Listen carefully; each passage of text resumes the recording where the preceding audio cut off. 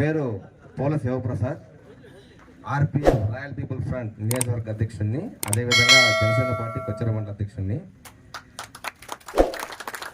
ఈరోజు మనం సంఘం ఏర్పాటు కానీ విగ్రహ ఏర్పాటు గురించి కానీ గత 6 నెలల నుంచి ఏదైతే మా బాబాయ్ గారు నాగేష్ బాబాయ్ గారి గురించి కానీ అలాగే మల్లికార్జున కానీ శివశంకర్ గారు కానీ వీళ్ళతో చర్చిస్తూనే ఉన్నాను. ఎప్పుడు పెడతాం, ఎందుకంటే విగ్రహం ఏర్పాటు నియోజకవర్గంలో ఒకటి ఉండే కొత్త చెరువులో. దాని తర్వాత ఈ మధ్యనే పొప్పటి ఏర్పడింది. ఇన్ని గ్రామాలు, ఇంత జనాభా 40,000కు పైగా జనాభా ఉండి కూడా ఇప్పటి వరకు కూడా 1-2 ఉన్నాయంటే మన పరిస్థితి ఎలా ఉంది, ఏ స్థితిలో ఉన్నా ఒకసారి గ్రహించుకోవాలి మనం కూడా. ఈరోజు ఈ నల్లమాడ మండలంలో ఇంతమంది ఉన్నాం.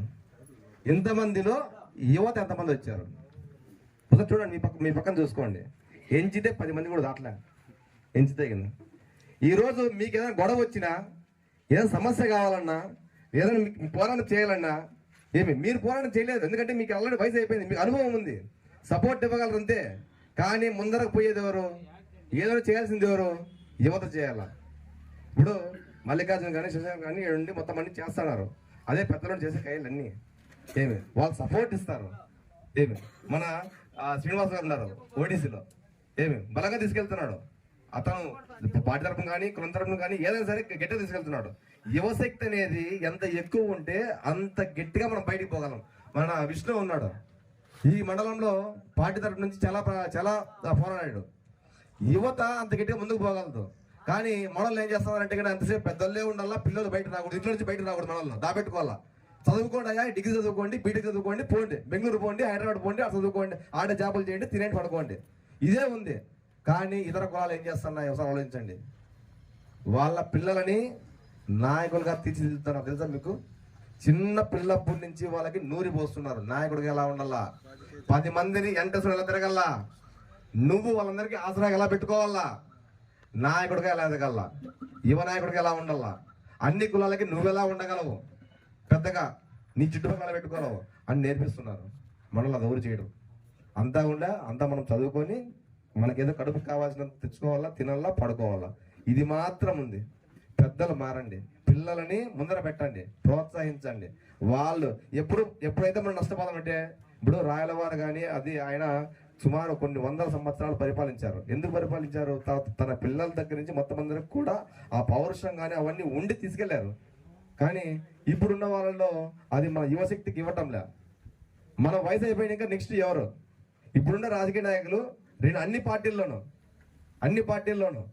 వాళ్ళు పిల్లల్ని దింపేస్తున్నారు. వాళ్ళు ఇంకా వయసు 40 ఏళ్ళు 50 ఏళ్ళు దాటగానే వాళ్ళ పిల్లల్ని దింపేసి వాళ్ళ పిల్లల్ని ముందర పెట్టేసి వీళ్ళే నెక్స్ట్ మా తర్వాత వీళ్ళే దింపేస్తారు, మొత్తం అంతా వాళ్ళ వర్గం అంతా వాళ్ళ కింద వెళ్ళిపోవాలని చెప్పేసి తీసుకెళ్తున్నారు.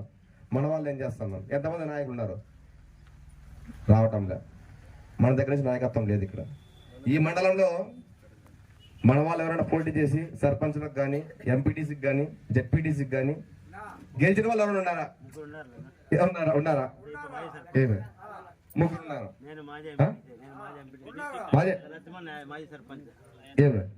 అంటే ఇంతమంది జనాభాకి మన మండలంలో ప్రాధాన్యత ఇంతే ఉంది, ముగ్గురికి. సర్పంచ్ అయితే ఇంతవరకు ఎవరు గెలసలే.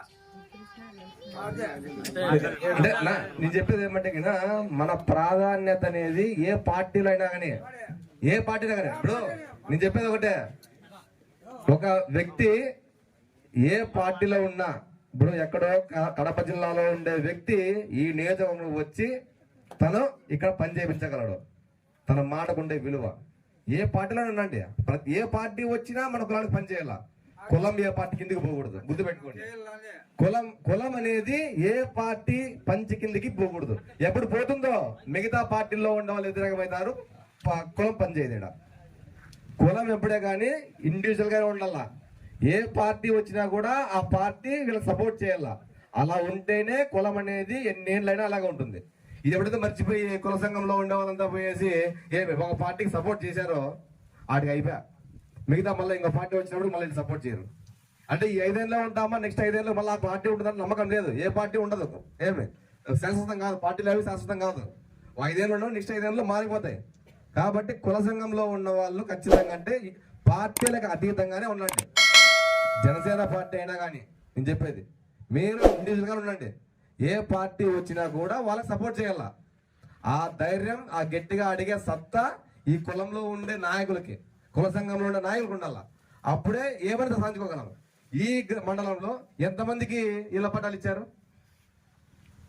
మా కొత్త చెరువులో 3,000 మందికి పైగా, కొత్త చెరువు ఓన్లీ కొత్త చెరువులో 3,000 మందికి పైగా ఉన్నారు జనాభా. ఇది మన బలిజవాళ్ళు. అంతమంది ఉన్నా కూడా ఇళ్ల పట్టాలు గత 10 ఏళ్లలో ఇచ్చినవి 30 మించి దాట్లా. మన మాటకి ఎంత విలువ ఉందో ఒకసారి ఆలోచించుకోవాలా. ఏ పార్టీలో ఉన్నా కాకుండా ఏమని చేసుకొని 2 పార్టీలు వచ్చి చేసిపోయారు. ఏమి అది మనము ఈరోజు అక్కడ ఒక వ్యక్తే కానీ, ఒక కులంలో ఉన్న వ్యక్తి ఒక వ్యక్తే కానీ తను సుమారుగా 50 మందికి ఇప్పించాడు వాళ్ళ కుల వ్యక్తులకి. కానీ వాళ్ళ జనాభా మనతో తీటుగా లేదు. అంటే వాళ్ళకుండే విలువ మనకి ఆటికి పోయింది. మనము అసమర్థతలో ఉండమంతే. అసమర్థత మనం చెప్పుకోకూడదు. మనం చెప్పేదంటే నీకు విలువ ఆడుంటుందో ఆడే ఉండండి. నీకు విలువ ఆడిస్తారో అది ఏ పార్టీ అయినా కానీ ఎక్కడ ఉండండి. మీరు విలువతో బతికేది నేర్చుకోవాలా. మనము ఆ ధైర్యము, ఆ దమ్ము మనం వదిలేసుకుంటాము. ఎవరు మనకి విలువ ఇవ్వరు. నువ్వు ముందర తోలుబొమ్మ పెట్టుకుంటారు తప్ప మీకు ఏది పని చేయరు. మీకు మనం వచ్చినప్పుడు 10 మందికి మనకు ఉండే